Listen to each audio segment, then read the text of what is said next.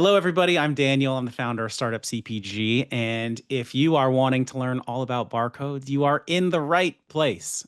We have been partners with GS1 for a long time now because they are the standard when it comes to barcodes, G10s, getting your product stuff set up right. And I've been in your shoes where, like, okay, we need to go ahead and create our first UPCs for the product, for the packaging. Like, oh God, I want to get it right. And I'm just imagining the doom scenario where, like, what if I mess one thing up and then the product does not scan? Like, it gets to the register and there's no beep, like it's bad and everything's mess. So I'm like, it's a scary moment to actually go ahead and set this stuff up.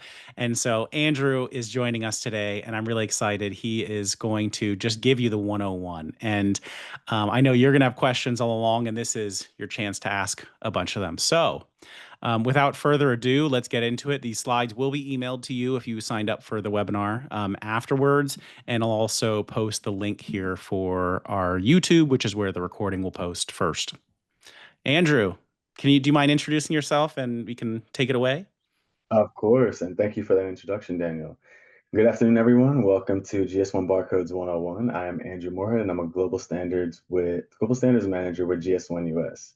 I'm actually very excited to talk to you guys about barcodes because it's very near and dear to my heart. I talk about them every day, especially everything that goes into the barcode and what's beyond it. So let's jump right in. First and foremost, GS1 US is committed to complying fully with antitrust laws. So we ask that everyone refrain from discussing prices, discounts, timing of price changes, or any other competitively sensitive topics. And please remember that that GS1 standards are voluntary, not mandatory. So to make your own business decisions. This is advancing pretty fast without me. Let's go back. And then we have the legal disclosure. Uh, Basically, GS1 US employees are not representatives or agents of the US and FDA. And the content of this presentation has not been reviewed or approved or authorized by the US FDA. All right. So the agenda of what we're going to jump into is a quick introduction of who GS1 is and the pillars of identify, capture, and share that make up the GS1 standards and other GS1 US projects that are utilizing GS1 standards and any new initiatives that a lot of the world is moving towards. So to start, who is GS1? Well, most people know us as the barcode people, right? The numbers that are underneath those lines and spaces that everybody scans when they're either checking themselves out or being checked out at some store, retail or grocery, however you're looking at it. But the main thing here is that we are a not-for-profit, we are neutral, and we are user-driven. So we are inclusive of industry and create standards for industry by industry. Now, there is a global version of GS1 US where standards are created. And then from there, the local member organizations are, I am not in control of these slides. They're moving on their own. I'll go back. There are local organizations or member organizations that will apply or help with the application of those standards based on the region where they're located. So with that being said, we have 116 member organizations and growing around the world, and those are basically just countries where we're located. So I'm from GS1 US, there's also GS1 Brazil, there's GS1 Spain, GS1 Germany, UK, Sweden, you name it. We're in all of these countries and growing. And all of that to assist with supply chain and interoperability. But I thought I would start off with a few quotes from some of our recent stories. Anne Classman here is the founder of Undressed Salad Bars, and she told us about how she values having a barcode in and the number and that G10 that's tied to everything within her supply chain. So basically, it helps organize all of her products and the data associated to it, and it's the key to everything for her business. Another call out is I love what Felicia Vera from Crafted Brand Company said about the GS1 company prefix. This company prefix is used to identify all of our products and create barcodes, as well as identify her company. And we'll talk a little bit more about that later. But it really has set her up for success in distributing her product into retail environments. So why are GS1 standards needed? I think the best way for me to touch on this is that there are so many different languages in the world. And if we travel to one country and you don't speak that language, there's not really a way of communication to happen. It's the same in the business world, especially as it pertains to supply chain processes. If you order something from one country and it has to go to another, there has to be some form of communication that works between them if they're not using the same systems, especially for this example, if they're not using the same language. So this example that you're seeing here are different outlets that you would plug something into. The best way to think of GS1 standards is as that adapter that allows you to be able to plug in your devices no matter where you are in the world. And unlike proprietary SKU numbers, GS1 standards create a global commerce language, one that is readable across global systems. So therefore, you don't have to think about having that adapter because everybody's utilizing that same standard on a global level. And you can read the same barcode here as whatever barcode that be read in Europe and South America. It's utilizing those same standards. So we're going to jump into the first pillar of the GS1 system of standards, identify. Here at GS1 US, we believe the identification of everything makes anything possible. So what you're looking at here is a from manufacturer to consumer timeline of products that are going through the supply chain. And in that instance, you can see that there are so many different things that are being identified here. You have the manufacturer being identified by a global location number, which is a GLN, and that is a number that uniquely identifies that manufacturer. And then you have the products that they are manufacturing being identified by a G10, your global trade item number. These are the numbers that we see underneath those lines and spaces on a lot of the products that we scan or that are used to be scanned at checkout. And then as you go further down the supply chain, you'll see that there is more G10s, SSCCs, which are your serial shipping container codes. Those are used for your logistics units. You've got a GSIN, which is your global shipment identification number, a different way to identify your logistics unit globally.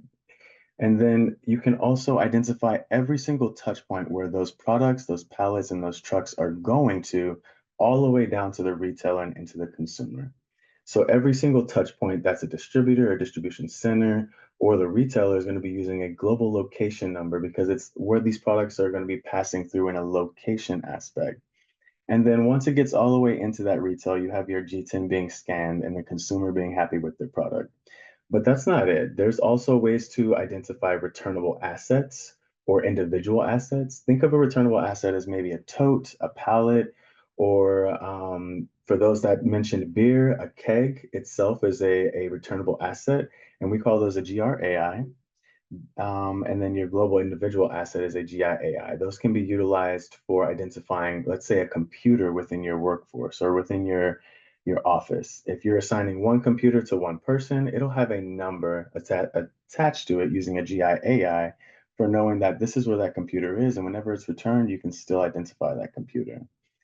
Now, you can also identify the service or relation of a company or a function using a global service relationship number or relation number. And then a global document type identifier helps you identify even documents. So again, just touching on that, you can identify anything within your supply chain that helps you have that visibility of where these items are and where they're going and every single touch point throughout that And space. Andrew, for me as like a brand, my experience was only like I got a G10 and I got one for the SKU and I got Yeah. one for secondary packaging. I never even got to the point where I needed one for pallets because I don't think we were kicking pallets out enough. But like I probably didn't create anything that was all these other numbers. Would that be common or would a lot of people have like or just the like the prefix so the G10 can do all these things or those are separate things you would create under your prefix? That's exactly it. The prefix is what is going to be able to create all of these things. And I believe that's probably on the next slide. But just as you're saying, a lot of people are only utilizing their G10, and they can do that for their different levels of packaging as well as those logistics units. But if you're needing a more robust vision of your supply chain, you're automatically given a GLN entity number to identify your business when you get a prefix. And then from there, that prefix can be used to create all of these identification keys. And Cool. so if I go on to the next slide, we're actually going to talk about that prefix. It's basically a way to bundle your barcodes for identifying your company and each product associated to that company. So what you're seeing here is a GS1 company prefix that's 7 digits long. So with this prefix, you can create a GTIN, a GLN, an SSCC, and any of those identification keys that were discussed on the previous slide. Many people are just utilizing it for their GTINs to identify their products, but it's a lot more robust than that. And there's a lot more use cases that become open the more you realize what else your company prefix can do for you. So it is that building block for all of your identification needs that is almost the starting point of the three pillars of GS1 US. So that identify, capture, and share. Now, you mentioned most people are using their G10, and as many people see the G10, they see it in this type of barcode. It's a UPC-A barcode, which is a way that we like to consider a data carrier because there's so many different types of data carriers that the G10 or all of these identification numbers can go into. We're just very familiar with seeing the regular 1D barcode with those lines and spaces. So the barcode itself is going to be the UPCA barcode, and then the G1012, which you are using your company prefix with, is what's going to go into that barcode. Now, of course, there's different lengths of G10s that you can create, which has to deal with your packaging hierarchy to where you'd be utilizing a G1014 or maybe a G1013 for certain things. But the bottom line here is that that number is what's going to go into a barcode. Now, right now, you're looking at a 1D barcode. You could also be putting it into a 2D barcode or other versions of 1D barcodes that you've seen within the supply chain. So starting with your identity, your item level identity, you would take your company prefix and you would assign a G1012 to the individual item. So in this example that I'm going to be using, it's a jar of jam. So your G1012, which would go into your barcode, your UPC-A, would be identifying this jar of jam. Then from there, you could utilize your company prefix to actually identify higher levels of packaging with that jar of jam.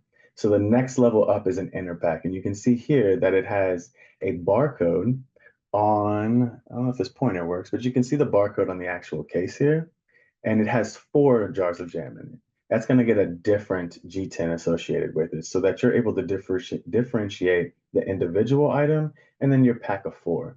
Because you wouldn't want somebody ordering a pack of 4 and getting just an individual jar of jam. So you need a way to uniquely identify each of these levels. And if you go further ahead, you can put that 4 pack of jam into a case, which may have 2 of those inner packs. So it's a total of 8 jars of jam. Now, this case is also going to get its own G10 for identifying it. So it's uniquely distinguishable from the each level and then that inner pack level of 4.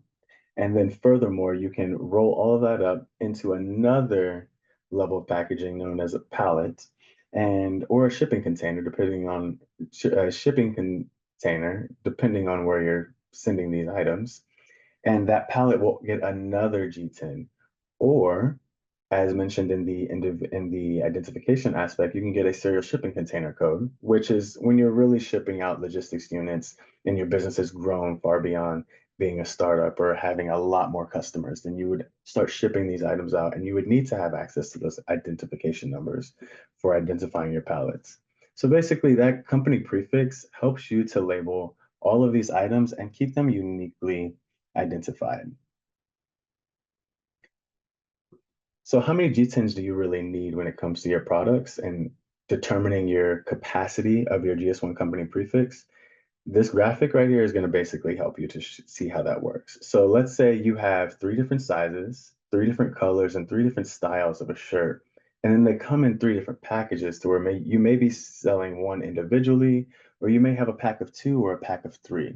Once you do all of that math, it comes down to the fact that you need 81 barcodes to uniquely identify each variation of just the shirt.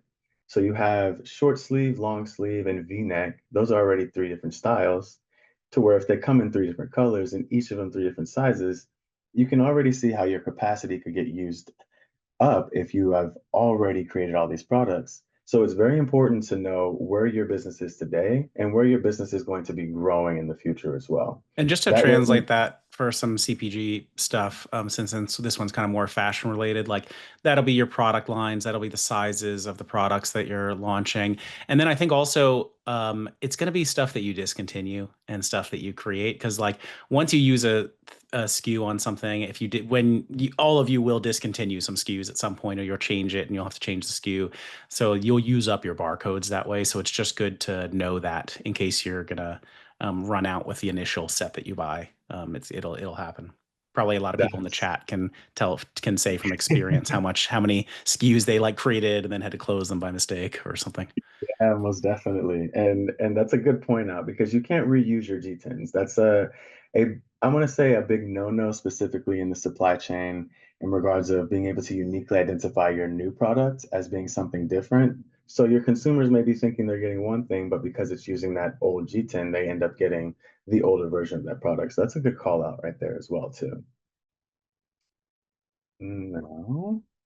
So I mentioned the types of data carriers, which are just different versions of barcodes. It's another way to say it. And this is where we get into the second pillar of the GS1 system of standards. And we're talking about capturing all of that identified data. May it be your G10 or may it be that SSCC, but most likely your G10. So as you're seeing at the top, these are going to be your barcodes that we've seen in many different places. You've got your EA and UPC, again, those lines and spaces we've seen in lots of different products. And then next to that, you've got your GS1 data bar. Now, this is going to be using a different machine language in regards of how those products, when that barcode is scanned, how the machines read it, it's going to be utilizing GS1 application identifiers, which is just a fancy way to say, hey, this G10's coming. I need to pull this G10 out to do price lookup or to find this item itself. But that GS1 data bar, we've seen it on fruits. Sometimes you see it on your airline tickets if they ever print it out, and it's just a bit more accentuated. But it's just another data carrier to carry that identification number. Then next to that, you've got a we're going to skip over the GS1 data matrix and go to the ITF14 because we'll come back to the 2D barcodes. So another 1D barcode is this ITF14. This one only holds your G10 as well, just like your EA and UPC. But this is what people are going to be putting on their cases and printing that barcode directly onto the corrugate. That's because it's efficiently used on that case and it's optimizing scans whenever it's printed directly onto that barcode. And then next to that is a GS1 128. These barcodes hold a bit more data than your EAN, UPC, and your ITF14, as well as your GS1 data bar, because those only hold your G10, whereas your GS1 128 can hold your G10, your batch lot number, your expiration date, even your manufacturing number. Anything that you're looking to put in there, this barcode can hold it.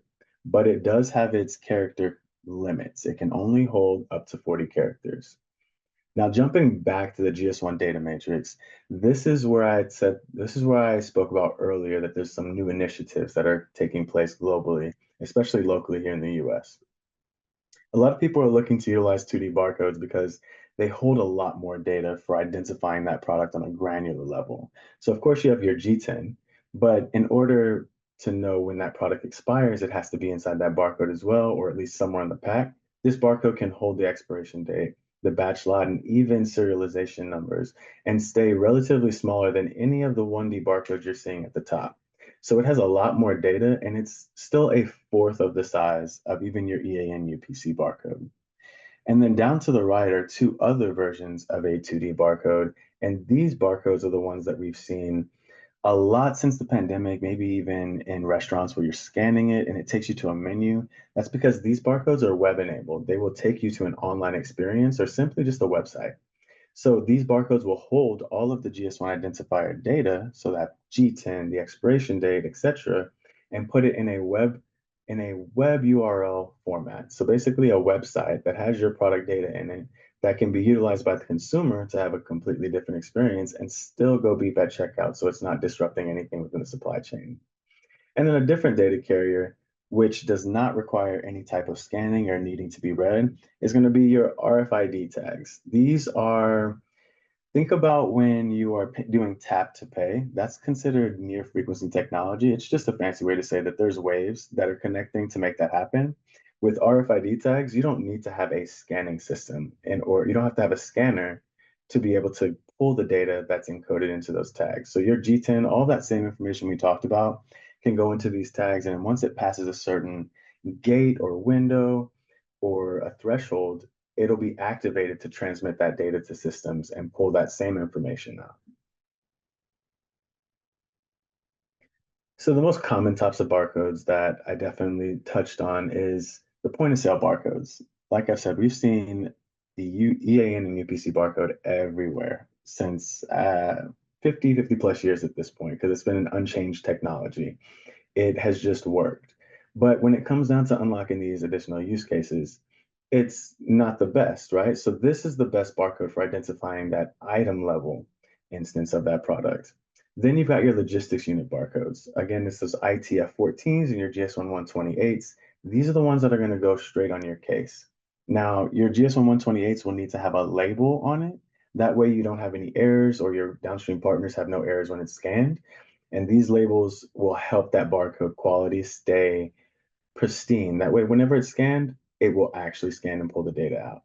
Andrew, And then you got I just want to ask, I think I've used also just like the UPC on master cases before, without it creating an issue. Like I would have done this if I had known better, if I had seen this presentation yeah. first. But I think because we just sent over the UPC. So probably that can work also, or like maybe because we were doing like custom trays and stuff like that. So they probably. Yeah, most definitely. So these barcodes will still work. It's just that they're optimized for certain environments. So if you are going to be shipping a logistics unit that requires a barcode to identify those higher levels of packaging, Hmm. it's recommended to utilize the ITF-14, the GS1 128, because they're better for going through supply chain processes. So if it's going to be on a truck and it's going to have all these things on it and it may get banged up, it's the best barcode that's able to stay on that package and still be scanned later on down the line. Now, your EA and UPCs, they'll still work as long as it's attached to identifying those higher levels of packaging. And also, as in big box stores, you may be selling certain products that are groups of 8 or 16, however you look at it, that are going to be utilizing an EA and UPC as well. And that's because you can have a G1012 to identify your different levels of packaging, and those barcodes hold a G1012. So most definitely, yes, you'll see some instances in that, but it's best practice to utilize an ITF 14 or a GS1 128 barcode whenever you're putting it on your logistics units. And then for your 2D barcodes, they will satisfy both point of sale and logistics units. It holds all of the same data and it's scanned by all the same scanners. And that's because scanners in market today have the capability of scanning 2D barcodes. A lot of time it just comes down to turning on the feature and the capability of that scanner to pull the data out. But the 2D barcodes can satisfy both point of sale and logistics and so much more, even at home when someone scans that QR code. They can continue to connect with your brand and have a full experience with that product and get more closely connected to the brand, almost fostering a community environment in that sense. And then we're going to jump into the last aspect or pillar of the GS1 system of standards. I'm going to go a little bit slower on this one because this is I want to Sorry, say, can I ask one question before you move on from that yeah, last of topic? course, of course. So I'm just trying to remember when you have all those different formats. When I'm creating a G10, like these are formats where I could download it afterwards in different formats, right? Like I can select to download the ITF-14 or I can select to download the GS1 128 or something. But like I'm creating the G10, but then these are all different formats I could download the information into to print out. So the G10 is going to be the same. And yes, you can download the different barcodes that can go in through GS1 US Data Hub. And we will talk about that in the share standards. But essentially, yes, once your G10s are created, they can go into these barcodes in GS1 Data Hub, GS1 US Data Hub, and then you can download those images and send them to your supply chain partners.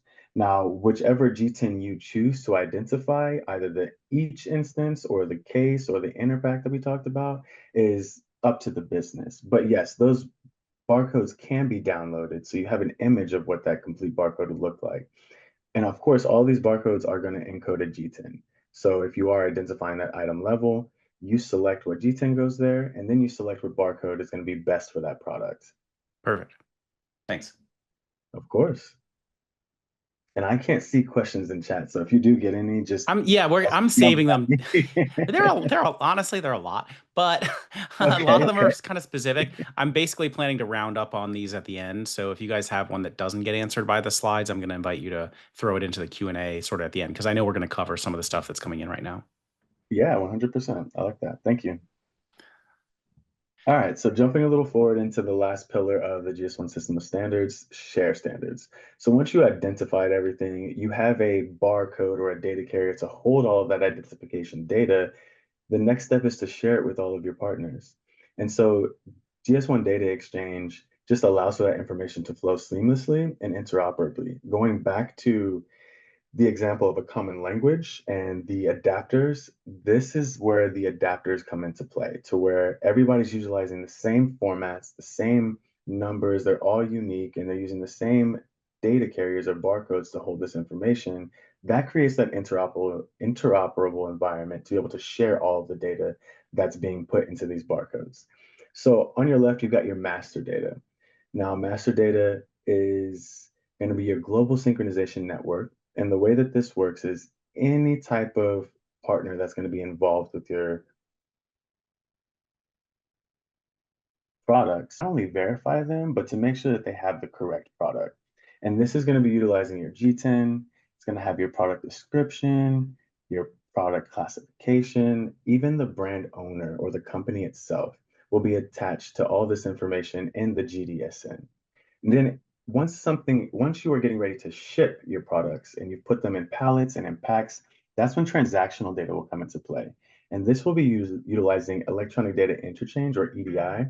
And this just enables the way that computers will interact with the data and pull that data out and act on that data. So when it scans a barcode at point of sale, it's looking at that G10 and it puts it in the correct field for looking up that price so that when you're checking out, you're paying the right price for that product.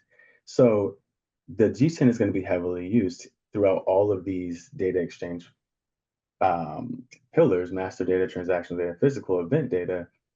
Yet when it comes down to the transactional data, the G10 is going to be tied to your purchase order, your advanced ship notice, and anything else that has to do with the shipping of that product to get to the retailer.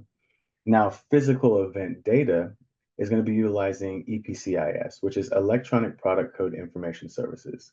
And this is just a fancy way to say every time that barcode is scanned, whether it's being put into a truck, taken off of a truck, put into a distribution center, and then put onto another truck to be brought into the retail store, received at the retail store, all of these are instance events. So when that barcode is scanned, it's an event of being received. When it's scanned to be shipped out or put into a pallet, that's another event of it being shipped out and put onto a truck.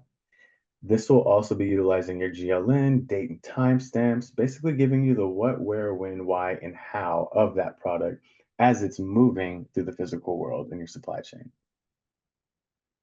Now, going a little further on this, the question that Daniel brought up is how do you actually assign these G10s and creating those images? That's this platform here, GS1 US Data Hub.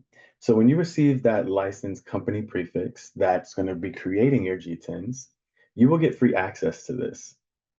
And here's where businesses can set up their products, assign those G10s, and to each one, helping business ensure that accuracy and limiting those mistakes such as duplications or even identifying the same product with two different G10s. GS1 Data Hub will help prevent those things because it's going to be generating your G10s for you from your company prefix.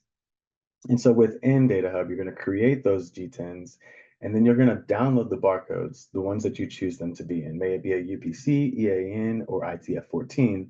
Currently, GS1 Data Hub is not doing 2D barcodes, but you're going to create those barcodes with your G10s, download them, and then you can share those images with your solution partners, which could be the people that are going to be printing them or putting them on labels or even applying them to the products themselves or even the cases. Now, another thing that GS1 US Data Hub does is it also helps validate your brand and your company. So because you license this prefix, it's attached to your company and your brand, you are the only one that is able to assign G10s. And so within marketplaces, there was a time where G10s could be accepted for some time. And once we started using GDSN and Data Hub to validate the company, it prevented those G10s from being hijacked. So this would be some companies trying to resell your product or sell a version of your product utilizing your G10. And so Data Hub helps to prevent that and help validate your company and that you are the brand owner. So with this, you have control over your G10s and how they're assigned, and you'll also be able to see the capacity that you have left on your prefix. So one thing I didn't touch on that I will right now is when you license a prefix, they'll have different capacities. You can either purchase a single G10 if you have one product, a capacity that makes 10 G10s, a capacity that makes 100, a capacity that makes 1,000, and so forth. So based on what company prefix you decide to license lets you know how much growth you're able to utilize with that company prefix. So if you already used 8 of your products when you first licensed your D10, you only have 2 left to assign, but then you also have another 10 products in line that are going to be created. You might want to consider that growth of, okay, I need a larger company prefix in order to identify all of the products that I'm going to be shipping and selling. And so this just helps you to maintain the number of products you have, how much capacity you have, what that product is, and any other data around that product. And then you're going to set that up and share it seamlessly with all of your retail partners or even supply chain partners that are going to be interacting with this data and the products themselves.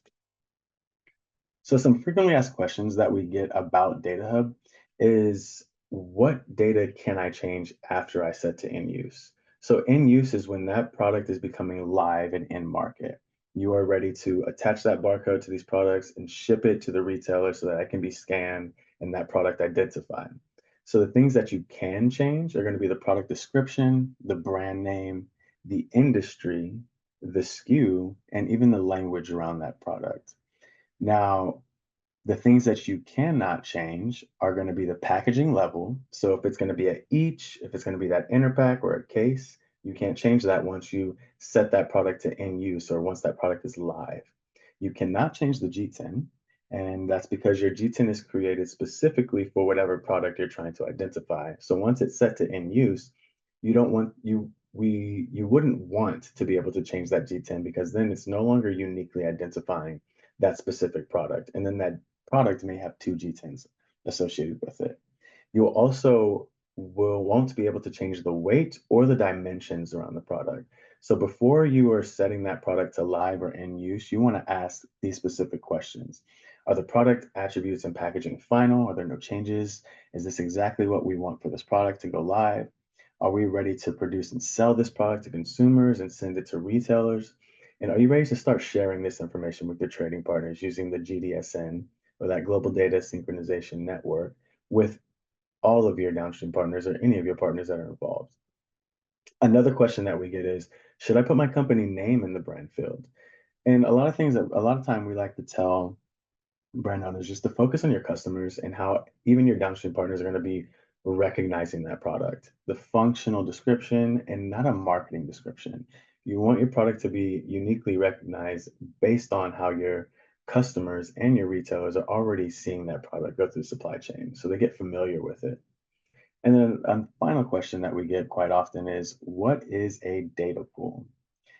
So the GDSN, in short, is a complete network of how all of your products are going to be shared, out of your data about your products is going to be shared.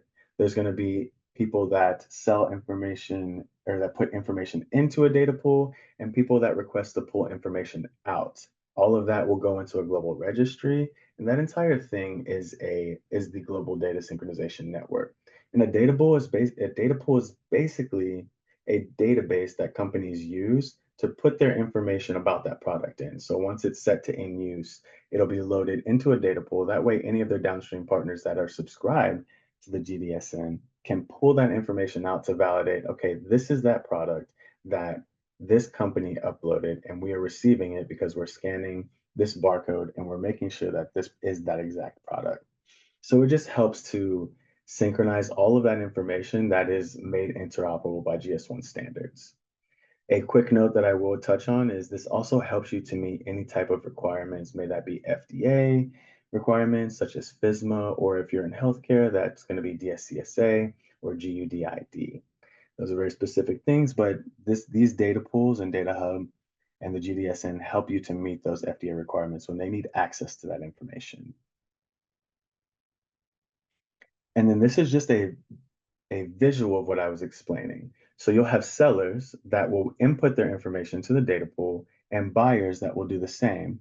And what they're doing is whenever they need to validate the company or the product or just have any information about the product, they will request it from these data pools.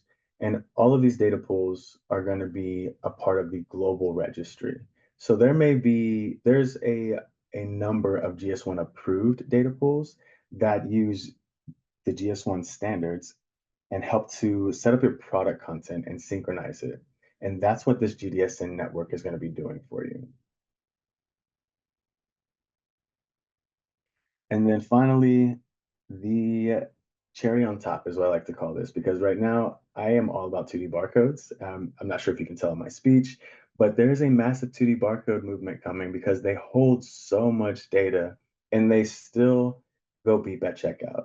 So the 1D barcode has been unchanged technology because it's worked, but like I said, it doesn't help fulfill different use cases, especially when your customers or your consumers want more information about that product, such as where it came from, who manufactured it, what materials are even being used, what ingredients are inside of it, if it's a food item. These 2D barcodes are going to allow your consumers to have access to all of this. And the reason is not only do consumers want access to more data, so do your downstream partners. They want to make sure that if they have a product that's expiring, they have access to know when that expiry date is. Or let's say something gets recalled and they need to access the bat latch number for which products are a part of that batch that need to get recalled rather than just getting rid of all of the products that were on that truck. These barcodes are able to hold that data and once it's scanned, be able to react in a more timely manner rather than after the fact when a recall happens. And so it's just adding a bunch of different capabilities that your 1D barcode can no longer do. And then it's on top of that, taking your consumers to an online experience. So from there, you can teach them how to recycle, you can teach them how to use the product. There's so much that goes into this. And for CPG, this is a huge opportunity because this is the storytelling aspect. You can even create a community around that actual product itself.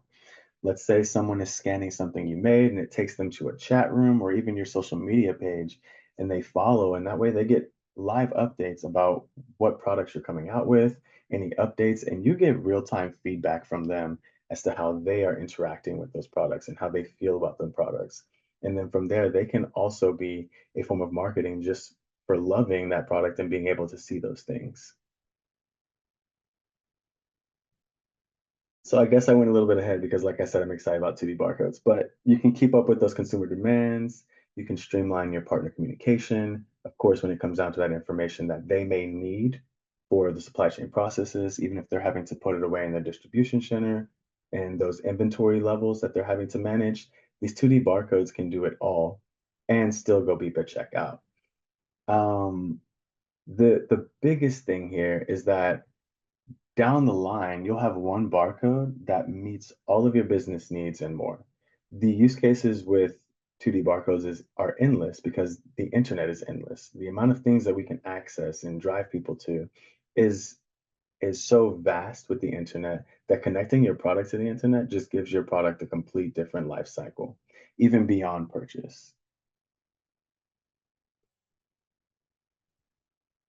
And then if you're looking to see more of these stories of startups or any other companies that are utilizing GS1 standards and how it helped propel their business, you can scan this QR code here and it will take you to our page where you can see stories about Ship Bottom Brewery.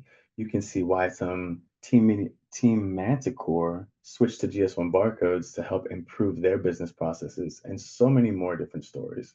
So feel free to scan this barcode and check them out. There are a lot of good stuff there. And that's pretty much it for GS1 Barcodes 101. Thank you guys. So let's jump into those questions because I Yes, know let's do there's it. probably a lot of questions. I thought you were going to try to get away for a second. We're like, no, no, no, No, we have definitely questions. not. Just like running away. My first No. question, Andrew, is what is it okay for people to reach out to you about specifically? Because you're kind enough to put your email on here. Like, are you okay with people just giving you one-off questions over email, or is there a specific kind of thing they should come to you for versus just going to the general website? No, of course. Any questions that you guys have, just email me. You can even become my friend on LinkedIn, and it'll be a lot easier for me to help you address any challenges that you're having. And then, especially as it becomes to GS1 standards, I can help guide you through the process. And there's a lot of content around starting this process. And even if you're already in the process, there's still a lot of supporting content that I can provide you Okay, that's very nice of you. And also just to save everyone from typing it, I'm gonna paste in a second here. I'm gonna paste his LinkedIn so you can actually just click on that as well if you don't want to type out the full thing. Okay, so the first question that I have, people have been asking about like when do you need to change your UPC, right? Like, if you can read on the website, like technically if anything about your product changes by more than 10%, you have to you have to do a UPC change basically. And just so everyone understands, like it is kind of a big deal because when you change your UPC, if you're in distribution already, your distributors can be like, okay, great. Like, when are you buying all the current inventory back and sending me all the new stuff then? And, it's a whole with. thing with the retailers and they have to switch everything out. So, like, people do it, but there is gravity behind it. So, one thing is, I'm just actually pasting into the chat here. We did a podcast episode on this where it's not like it's a law. Yeah, like GS1 is not the law. They're like a nonprofit. They do these barcodes.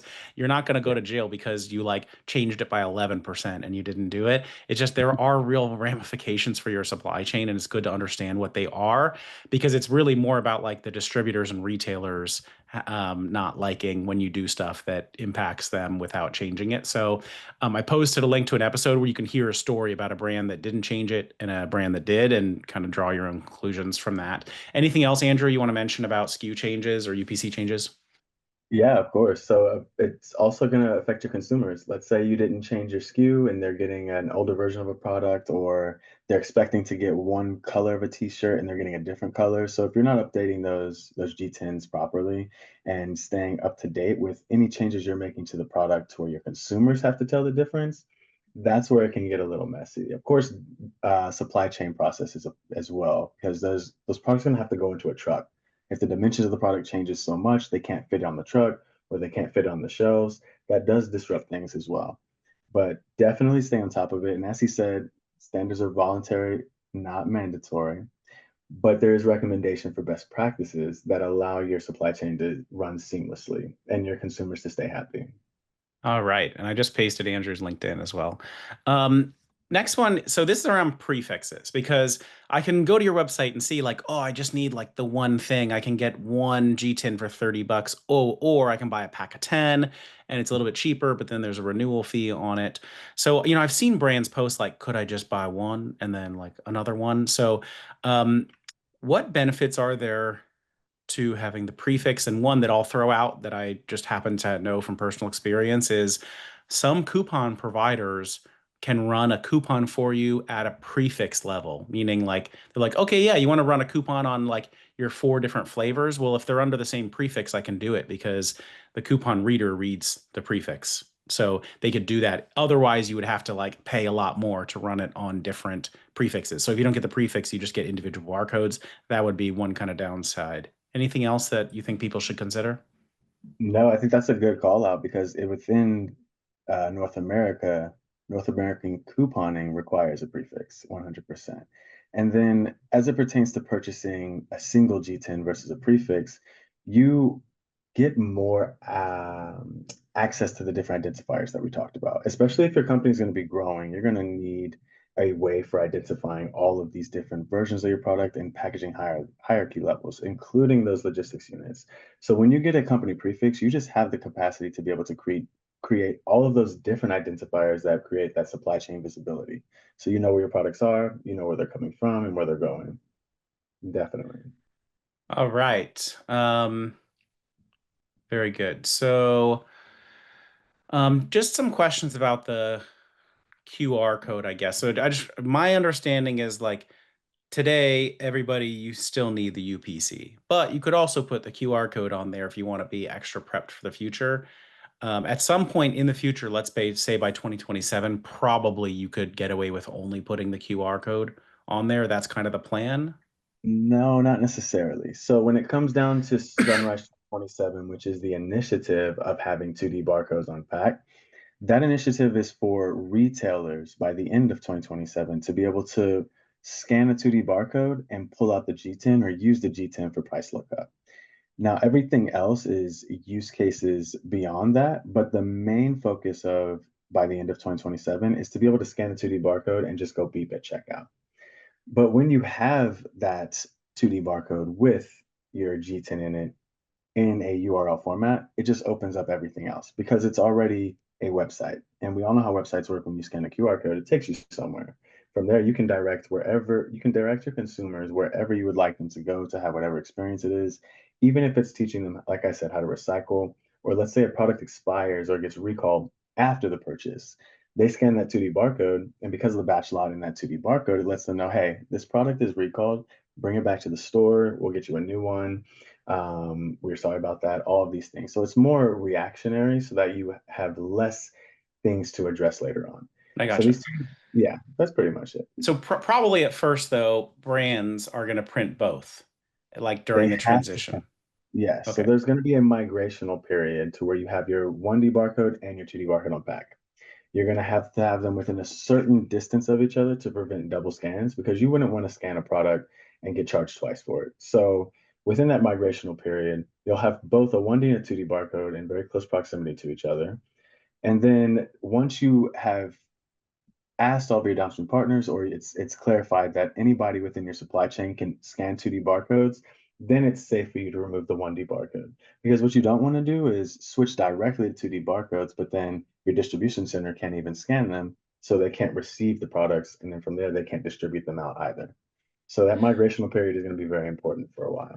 One interesting question I saw is like, in the store, if the barcode doesn't scan, the person can type it in. What happens with QR codes? Because I don't think they have it like written at the bottom. What if it doesn't They scan? will also have it written at the bottom. And on one of the slides that I showed, you would see that it had it in that machine language that I was talking about. It's a certain syntax. It'll have that parentheses O1 and then the number after it. That is just basically your G10 and machine readable in human readable format of what's encoded into that barcode. So just like you're seeing the numbers underneath the lines and spaces on your 1D barcode, when you have a singular 2D barcode that's made for point of sale without a 1D barcode next to it, it is also recommended and required to have those numbers underneath just in case that barcode doesn't scan.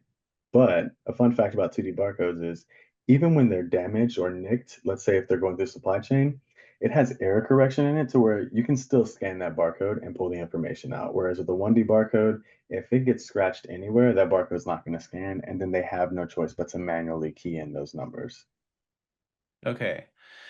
All right, this is one of my favorite kind of questions, which is somebody like who has just a lot of questions about which type to select. Mhm. So, Kristen said, I need to do two-pack cases.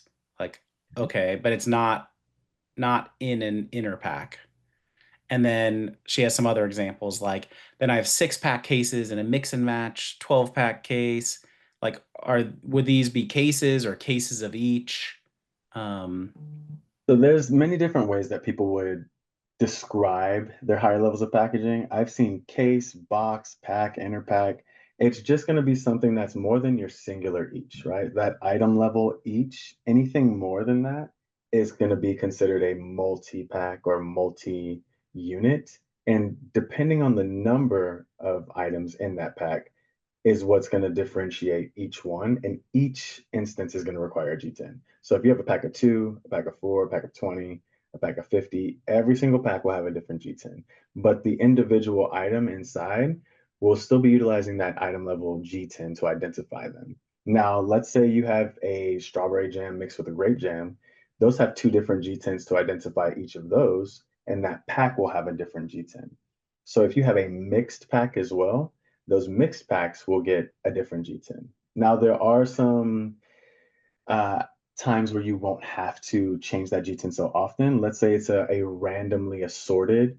pack, and let's say you have three jams and or four jams, and you never know which of the four are going to be in a three pack. That G10 is going to be considered a randomly assorted G10 to where you don't have to change that three pack of variable items, but all of the G10s inside will still have their item level identification to it. So any variation of a multitude will require a G10 to identify it uniquely. Okay. Cool. So yeah, there are a couple questions here. I'm just trying to think about which ones are best. So one is about like the 2D barcodes. How are some people going to get info from the brand, like recyclability and stuff, while the retailer also gets what they need? That's a very good question. I'm glad somebody asked that because I didn't know if I would have time to touch on all the 2D barcode facts.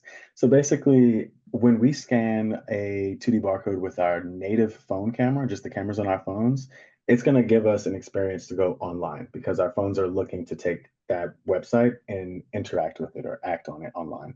Whereas the type of scanners you're using within general distribution or at retail, those scanners have online capability, but they're not going to directly take someone to an online experience. It's actually going to be looking to parse out that information or take the data out of the barcode and put it in the correct data fields to act on it. So if it's the G10, they're doing price lookup, that scanner is just going to pull the G10 and put it where it needs to go to do price lookup.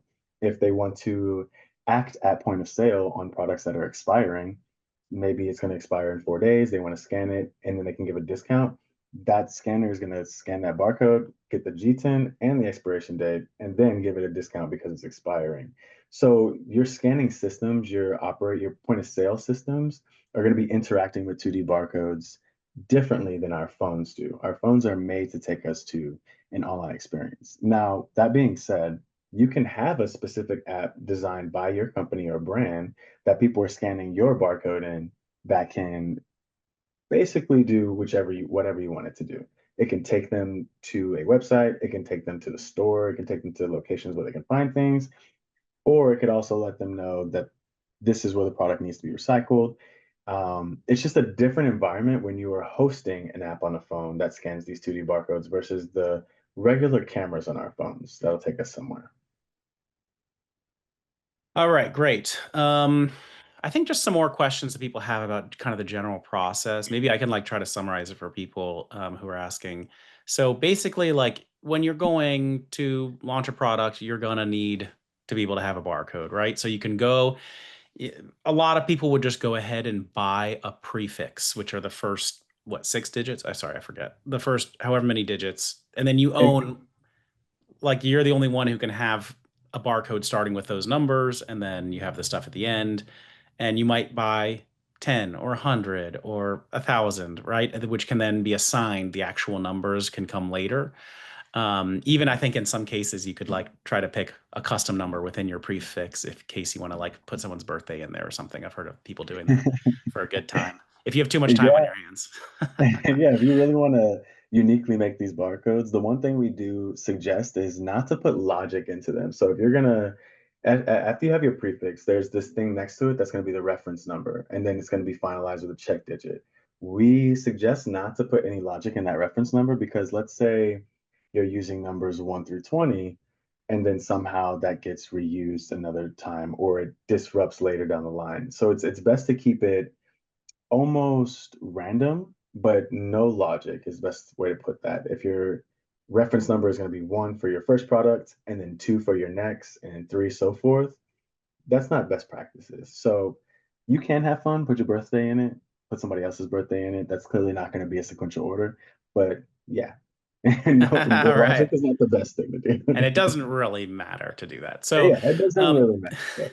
But but and then you create one when you're launching your product and you have all the info for it, and then you'll need one for the outer case for it, like the shipping case. And then when you have your next SKU, you create another one. So you go about creating like assigning these G10s as you launch the products. So like I, for example, had a variety pack that we were launching just on Amazon as a way to try to get samplers out to people.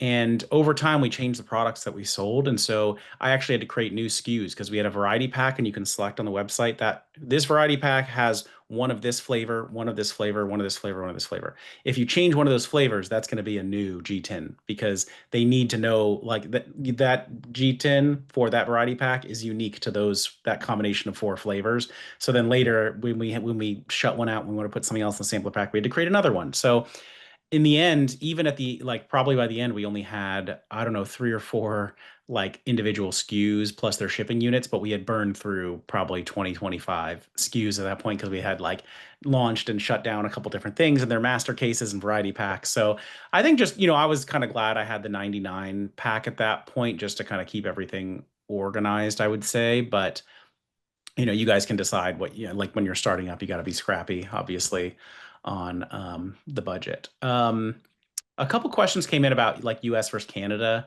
Can you just use everything in Canada if you expand there, or do you need other stuff? Yeah, so all GS1 identifiers, so that G10 is globally recognized. So if you're selling from Canada to the US or vice versa, those same G10s will work no matter where they're being scanned. And that's also with Perfect. the barcode type. So UPC, EAN, any type of barcode, every single identifier is globally recognized. Okay, cool.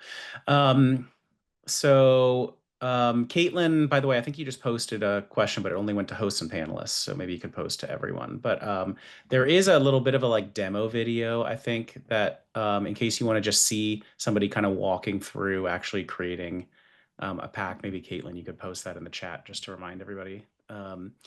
And good, thank you. Um, and I can see the chat now. Somebody asked a very good question about adding to that prefix. No, you cannot. So if you get a GS1 company prefix with a capacity of 10 and you need 10 more or 5 more, you can't add to that prefix. That is a set number of G10s that you can create. So just as it was touched on, if you're buying a single G10 versus 10, if you need more, you have to buy another capacity prefix of 10. So if you're expecting that type of growth, just look to purchase the next best thing to where you get a capacity of 100. So definitely cannot expand on the prefix once you purchase it.